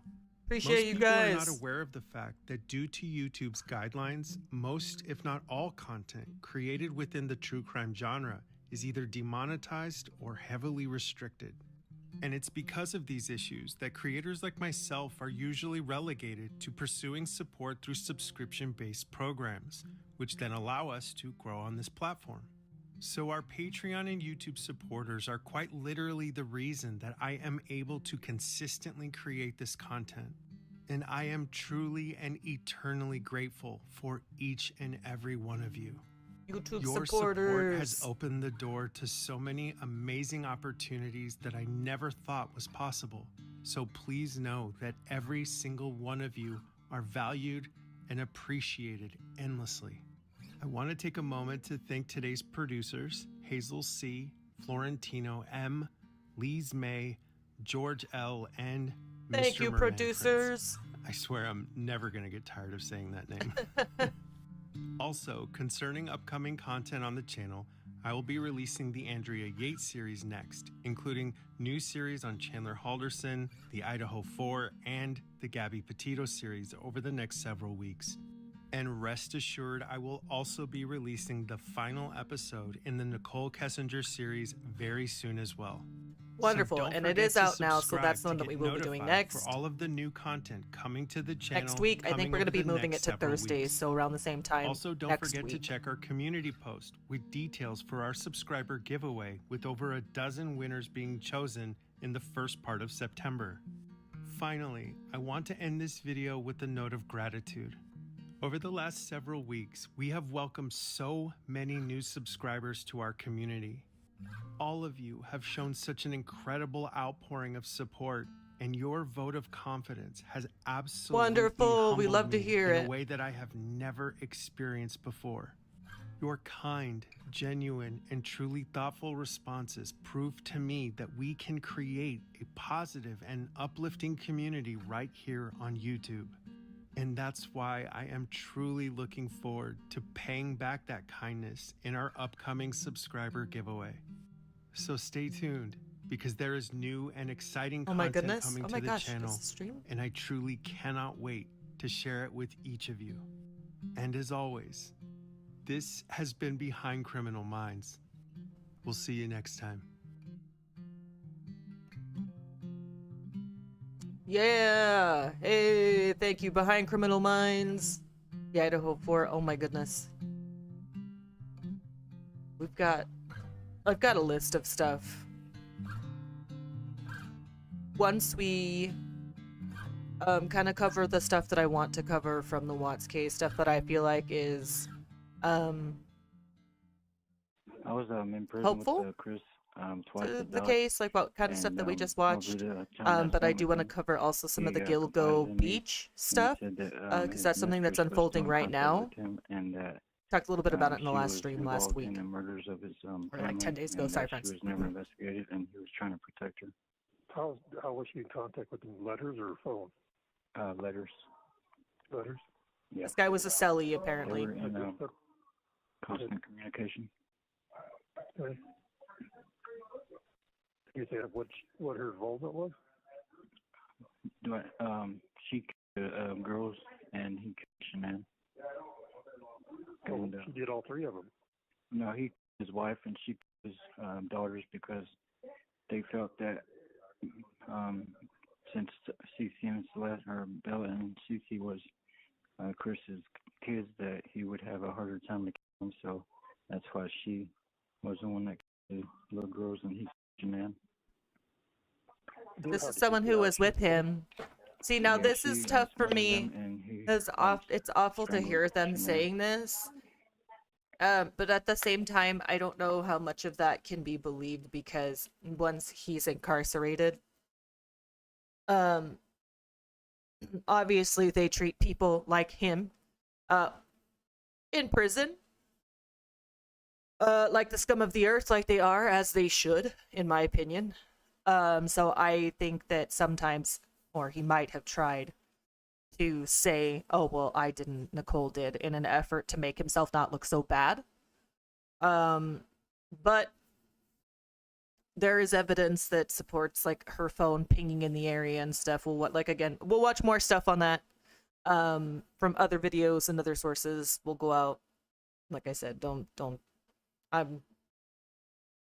I'm just giving a preview. Again, that's not fact. My apologies. We'll cover those videos later.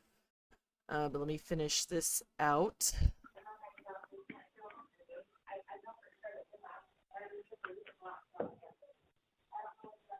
How long ago was this when he told you this? I'm sorry? How long ago was this when he told you this? Well, I just got out in February, and I got to Dodge this last time in September. And it was that time that he told me that he was in contact with her and told me the roles that she played.